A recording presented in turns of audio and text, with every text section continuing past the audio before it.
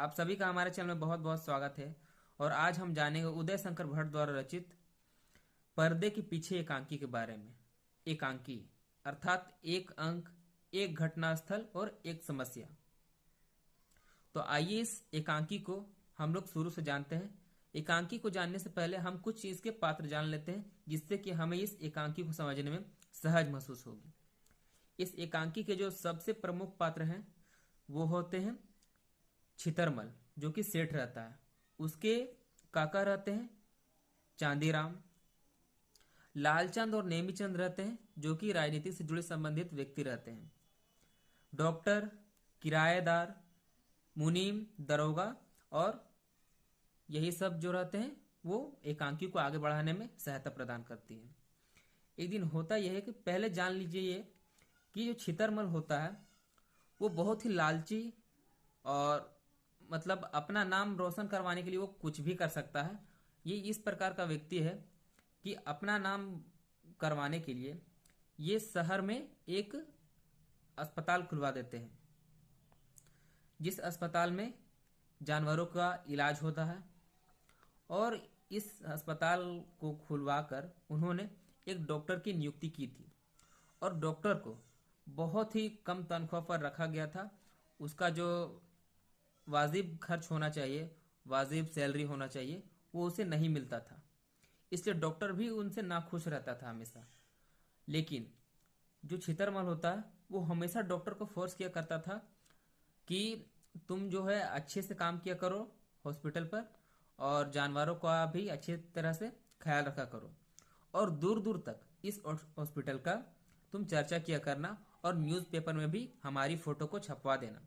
आपको मैं पहले ही बता चुका हूं कि छितरमल ऐसा व्यक्ति है जो अपने नाम के लिए कुछ भी करवा सकता है। और ये जो जानवर का अस्पताल जो खुलवाया है वो केवल अपना नाम के लिए ही इस अस्पताल का ओपनिंग करवाया है, खुलवाया है।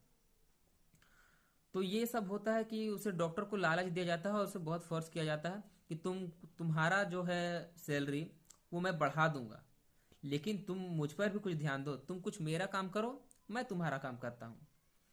इसलिए डॉक्टर भी कभी कभी लालची में आकर वो अस्पताल की बहुत बड़ाई किया कर देते थे न्यूज के सामने, ताकि छितरमल का नाम हो और मेरा कुछ सैलरी बढ़ जाए। इसलिए उन्होंने बहुत ऐसे करता था।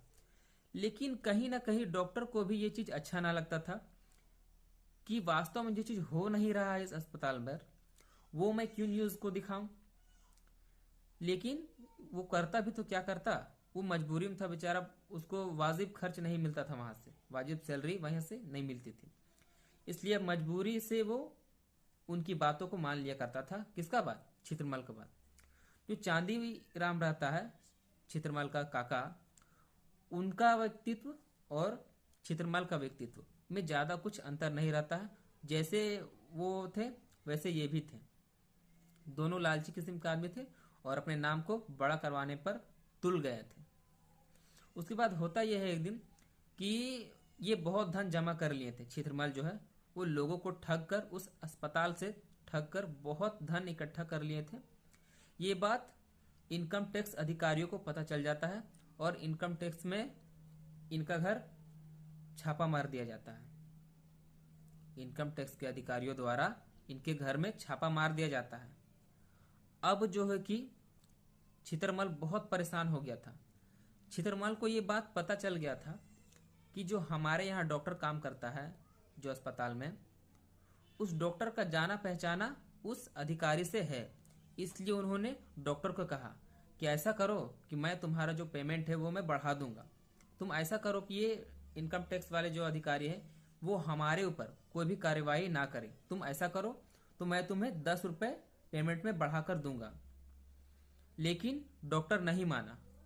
उसके घर में ही, छितरमल के घर में ही किराएदार रहता था।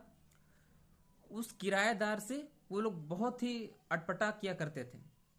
मतलब उनको घर से निकालने पर भी तुल गए थे, क्योंकि वो अच्छा से किराया नहीं दिया करता था। इसलिए वो किराएदार को भी निकालना चाहता था। लेकिन होता क्या है कि उन पर बहुत ही अत्याचार किया करता था। वो छितरमल जो होता है वो किराएदार पर बहुत बहुत अत्याचार किया करते थे। और उन छितरमल के जो घर में एक मुनीम रहा करते थे, वो मुनीम भी उसे कम न सताया करता था, मुनीम भी उसे अच्छा खासा सताया करता था। इसलिए वो मुनीम का भी उतना ही हिस्सेदारी था उसको सताने में जितना कि चित्रमल का था।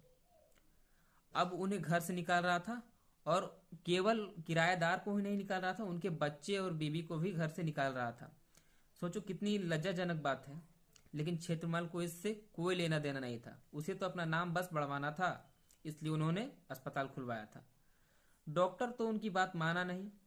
लेकिन अब एक दिन होता यह है कि डॉक्टर इनकम टैक्स के अधिकारियों को और पुलिस वालों को साथ में लाता है क्षेत्रमल के घर, कि देखिए यहाँ पर क्षेत्रमल साहब जो है वो किराएदार को बड़ी ही निकाल रहा है, दिक्कत से उसे जबरदस्ती निकाल रहा है।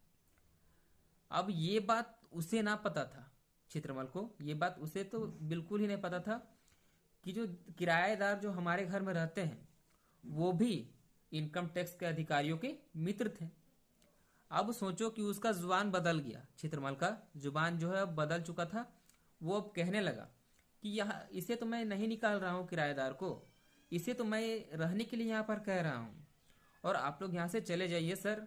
मतलब पुलिस वालों को वो कह रहे थे क्षेत्रमल कि आप लोग यहाँ से चले जाइए, मैं इसे कहीं निकाल नहीं रहा हूँ, अब ये जब मर्जी रहे तब तक रहे, इसे कोई नहीं यहाँ से निकाल सकता है, और इन्हें किराया भी अब देने की कोई आवश्यकता नहीं है। इनका मन अगर दे और ना दे वो भी ठीक है। बात तो यहाँ पर सुलझ गई। अब इनकम टैक्स को उसका पीछा छूट जाता है क्षेत्रमल का। फिर होता यह है कि एक दिन लालचंद और नेमीचंद जो कि राजनीति से जुड़े व्यक्ति थे, वो चंदा मांगने के लिए क्षेत्रमल के घर यहाँ आता है।